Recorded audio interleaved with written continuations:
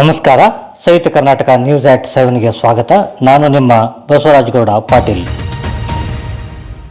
ರಾಜ್ಯದಲ್ಲಿ ಇಬ್ಬರು ಮಕ್ಕಳಲ್ಲಿ HMPV ವೈರಸ್ ಪತ್ತೆಯಾಗಿದೆ. ಈ ಕುರಿತಂತೆ ಸಚಿವ ದಿನೇಶ್ ಗುಂಡೂರಾವ್ ಅವರು ಸುದ್ದಿಗೋಷ್ಠಿ ನಡೆಸಿ ಮಾತನಾಡಿದ್ದಾರೆ.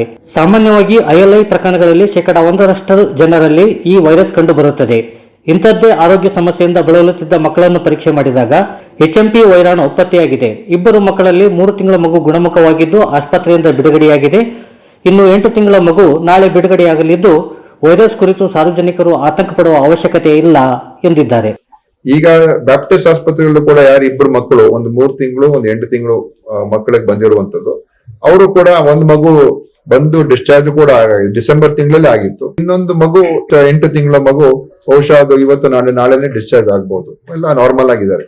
ಸೊ ಇದರಿಂದ ದೊಡ್ಡ ಮಟ್ಟದಲ್ಲಿ ನಾವು ಸುಮ್ಮನೆ ಭಯಪಟ್ಟು ಅಥವಾ ಇಲ್ಲಿ ಇದರಿಂದ ನಾವು ಆತಂಕಕ್ಕೆ ಒಳಗಾಗಿ ಏನೋ ಆಗ್ತಾ ಇದೆ, ನಾವೆಲ್ಲ ಬಹಳ ಎಲ್ಲ ಕಡೆ ಮಾಸ್ಕ್ ಹಾಕೊಂಡ್ಬಿಡ್ಬೇಕು, ಯಾರು ಕೂಡ.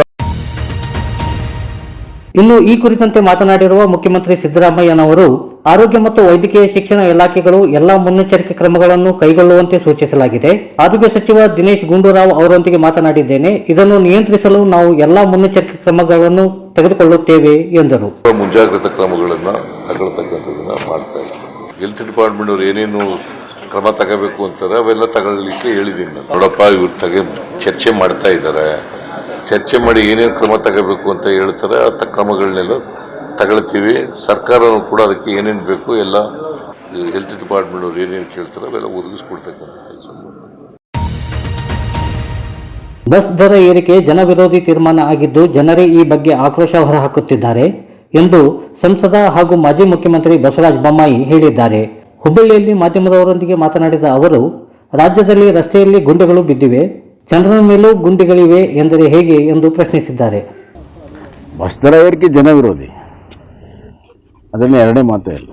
ಜನಸಾಮಾನ್ಯರು ಹೇಳ್ತಾ ಇದ್ದಾರೆ. ಅವರು ಏನು ಶಕ್ತಿ ಯೋಜನೆ ಮಾಡಿದ್ದಾರೆ, ಕಾಲಕ್ಕೆ ಆ ದುಡ್ಡು ಕೊಟ್ಟಿಲ್ಲ. ಅವರು ಸರ್ಕಾರದ ಬಾಕ್ಸಿಂದ ಕೊಡಬೇಕಾಯಿತು, ಕೊಟ್ಟಿಲ್ಲ. ಅದರಿಂದ ಬೇರೆ ಯುವಕರಿಗೆ ವಿದ್ಯಾರ್ಥಿಗಳಿಗೆ ಭಾಳ ತೊಂದರೆ ಆಗಿದೆ. ಅವರು ತಮ್ಮ ಗ್ಯಾರಂಟಿಗೆ ಸಂಪನ್ಮೂಲ ಕ್ರೋಢೀಕರಿಸಲು ವಿಫಲವಾಗಿ ಈ ರಾಜ್ಯವನ್ನು ದಿವಾಳಿ ಮಾಡಿದ್ದನ್ನು ಈಗ ಸರಿದೂಗಿಸೋ ಸಲುವಾಗಿ, ಮುಚ್ಚಾಕೋ ಸಲುವಾಗಿ ಈ ಥರ ಜನರ ಮೇಲೆ ತೆರಿಗೆಯ ಭಾರವನ್ನು ಹಾಕ್ತಾ ಇದ್ದಾರೆ. ಇದು ಕೇವಲ ಸಾರಿಗೆ ಅಂತಲ್ಲ, ನೀವು ಯಾವ ವಿಚಾರದಲ್ಲೂ ತೆಗೆದುಕೊಳ್ಳಿ. ನೀರಿನಲ್ಲಿ ಹೆಚ್ಚಿನ ದರ ಮಾಡಿದ್ದಾರೆ, ವಿದ್ಯುತ್ ಶಕ್ತಿಗೆ ಹೆಚ್ಚಿನ ದರ ಮಾಡಿದ್ದಾರೆ, ಈಗಾಗಲೇ ಹಾಲಿಂದ ಮಾಡಿದ್ದಾರೆ, ಮತ್ತೂ ಮಾಡಬೇಕು ಅಂತಾರೆ. ಆಮೇಲೆ ಸ್ಟ್ಯಾಂಪ್ ಡ್ಯೂಟಿಯಲ್ಲಿ ಹೆಚ್ಚು ಮಾಡಿದ್ದಾರೆ, ಮೋಟರ್ ವೆಹಿಕಲಲ್ಲಿ ಹೆಚ್ಚು ಮಾಡಿದ್ದಾರೆ, ಪೆಟ್ರೋಲ್ ಡೀಸೆಲ್ ಮೇಲೆ ಹೆಚ್ಚು ಮಾಡಿದ್ದಾರೆ. ಮೈನ್ಸಲ್ಲಿ ಇವತ್ತು ಇನ್ನು ಮುಂದೆ ಕಡಿ ಏನು ಜನಸಾಮಾನ್ಯರು ಬಳಕೆ ಮಾಡ್ತಾರೆ ಹೊಸು, ಅದರ ಮೇಲೆ ಹೆಚ್ಚಾಗ್ತದೆ. ಆಮೇಲೆ ಪಶ್ಚಿಮ ಘಟ್ಟದಿಂದ ಬರುವಂಥ ನೀರಿನ ಮೇಲೆ ತೆರಿಗೆ ಹಾಕಬೇಕು ಅನ್ನುವಂಥ ವಿಚಾರ ಇಟ್ಕೊಂಡಿದ್ದಾರೆ. ಗಾಳಿ ಒಂದು ಬಿಟ್ಟರೆ ಎಲ್ಲದರ ಮೇಲೆ ತೆರಿಗೆ ಹಾಕ್ತಾ ಇದ್ದಾರೆ. ಇವರು ವಿತ್ತಂಡವಾದ ಮಾಡಬಾರ್ದು. ನೀವು ಮುಖ್ಯಮಂತ್ರಿಯಾಗಿದ್ದೀರಿ, ನಿಮ್ಮ ರಾಜ್ಯದ್ದು ನಿಮ್ಮ ಸಂಸ್ಥೆದ್ದು ನೀವು ಹೇಳಿ.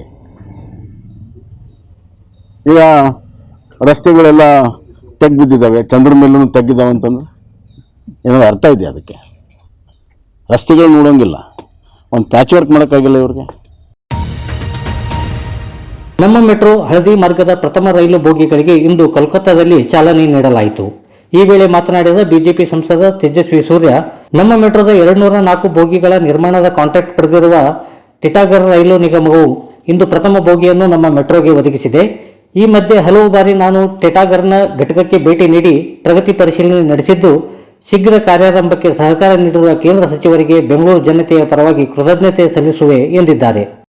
ಮೆಟ್ರೋ ಯೆಲ್ಲೋ ಲೈನ್ನ ಮೊದಲ ಟ್ರೈನ್ ಇವತ್ತು ನಾವು ಟಿಟಾಗರ್ ಕಲ್ಕತ್ತಾಯಿಂದ ನಾವಿವತ್ತು ಫ್ಲಾಗ್ ಆಫ್ ಮಾಡ್ತಾ ಇದ್ದೀವಿ. ಮಾನ್ಯ ಪ್ರಧಾನಮಂತ್ರಿಗಳು ಮತ್ತು ಮನೋಹರ್ ಲಾಲ್ ಖಟ್ಟರ್ ಅವರ ಸಮ್ಮುಖದಲ್ಲಿ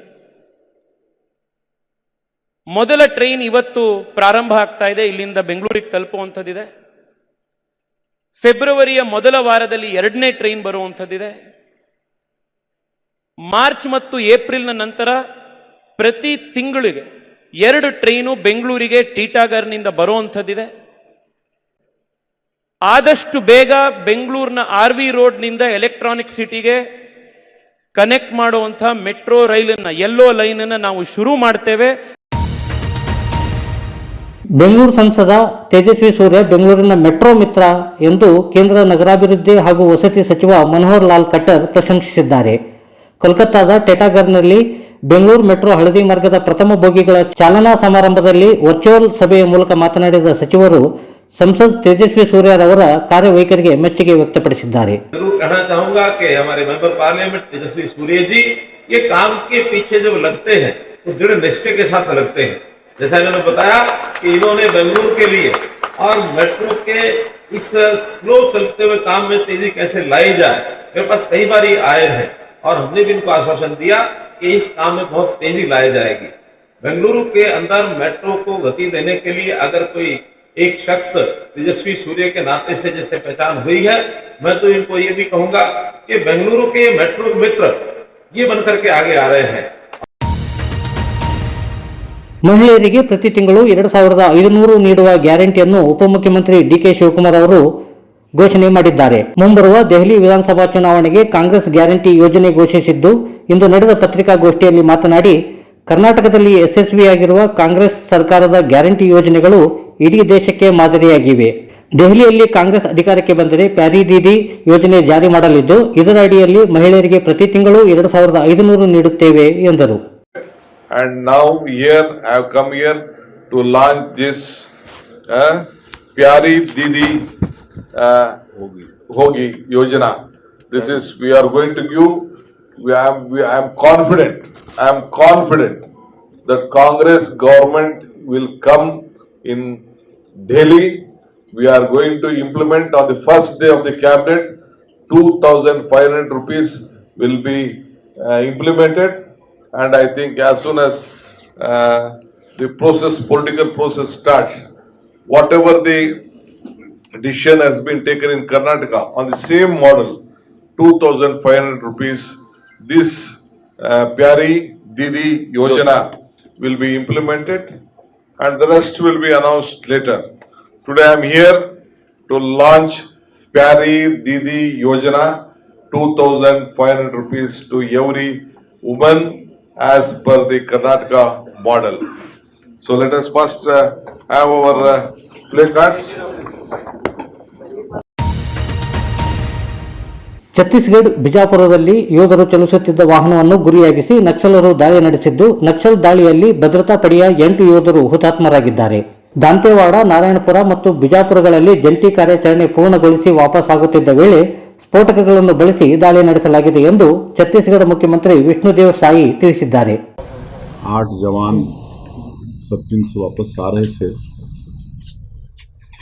और आईडी ब्लास्ट में उनका वाहन उड़ गया और सभी 8 जवान शहीद हो गए. साथ में जो वाहन का चालक था ये भी शहीद हो गया. तो ऐसे 8 जवान और ड्राइवर के शहादत को मैं नमन करता हूं, उनको विनम्र श्रद्धांजलि अर्पित करता हूं.